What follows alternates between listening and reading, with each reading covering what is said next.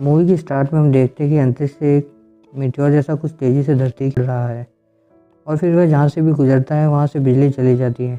वहीं रीड और सुजैन अपनी शादी की तैयारियों में लगे होते हैं। के बारे में पता चलता है, उन्हें भी उस चीज़ के बारे में पता चल जाती है। इसे रीड को उसके बारे में जानने की इच्छा थी। अब रीड को उसके बारे में जानने आर्मी हेड सुजैन के जरिए जॉनी बैन और रीड और जनरल उन्हें कहता है कि ये मानवता के लिए हमें इसे ट्रैक करना होगा।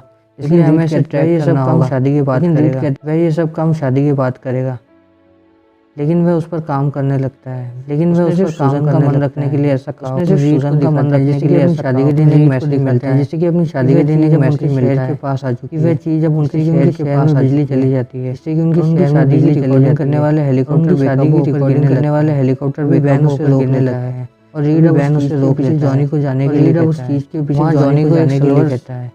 वहाँ जॉनी को एक सिल्वर सर्फर नाम का आदमी मिलता है जो कि उस पर हमला करता है और उसे अंतरिक्ष में ले जाकर धरती की ओर फेंक देता है।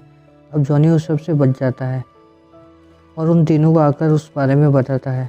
सुजैन रीड से शादी में जो कुछ भी हुआ उससे बहुत ही नाराज़ होती है और रीड उसके बारे में और पता करता है और सभी को बताता है कि ये सिल्वर से बना कोई आदमी है और ये जिस भी प्लैनेट पर गया उसने उस प्लैनेट को मात्र 8 दिनों में ही डिस्ट्रॉय कर दिया और हमें जल्दी से उसे खोज कर रोकना होगा, वरना अगला नंबर धरती का हो सकता है।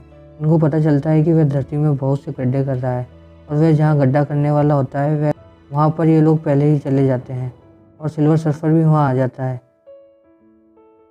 जहाँ वह एक रोलर राइड को नुकसान पहुँचाता है और बैन, जॉनी और रीड तीनों मिलकर उस राइड में बैठे लोगों को बचाने लग जाते हैं और सिल्वर सर्फर वहाँ से निकल जाता है और फिर वह जनरल उन तीनों से मिलता है। और अब डॉक्टर डूम भी वहाँ आ गया और उन्हें मदद करने की बात करता है, जिससे बैन को काफ़ी गुस्सा आता है, लेकिन उन्हें दुनिया को बचाने के लिए उसकी मदद लेनी ही पड़ती है।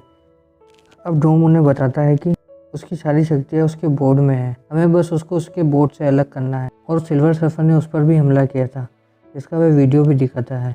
अब उन्हें पता चल जाता है कि सिल्वर सर्फर अगली बार किस जगह दिखेगा, तो डॉक्टर डूम सुजैन को जाकर उससे बात करने भेजता है और आर्मी हेड सुजैन और सिल्वर सर्फर को देखता है तो वह उन पर मिसाइल से हमला करता है, क्योंकि उसे लगता है कि सुजैन उसके साथ मिली हुई है।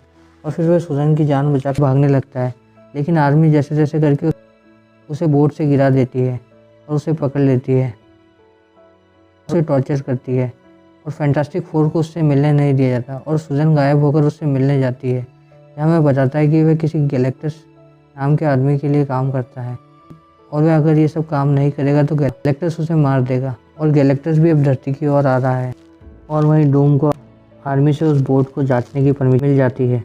वह मौके का फ़ायदा उठाकर उस बोट पर कंट्रोल कर लेता है और वहाँ से भाग जाता है और आर्मी हेड को भी मार देता है। और अब फैंटास्टिक फोर सिल्वर सर्फर को वहाँ से आज़ाद करके अपने साथ ले जाते हैं और फिर उनकी लड़ाई डॉक्टर डूम के साथ होती है।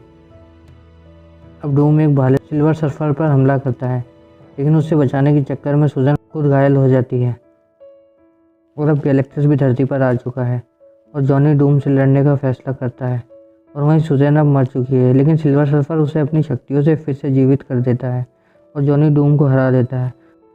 अब सिल्वर सर्फर गैलेक्टस से लड़ने जाता है और लड़ाई में एक धमाके के साथ गैलेक्टस मारा जाता है और अब सब नॉर्मल हो जाता है और रीड और सुजैन फिर से शादी कर लेते हैं और वहीं सिल्वर सर्फर अंतरिक्ष में जिंदा है और यहीं पर इस मूवी का अंत हो जाता है।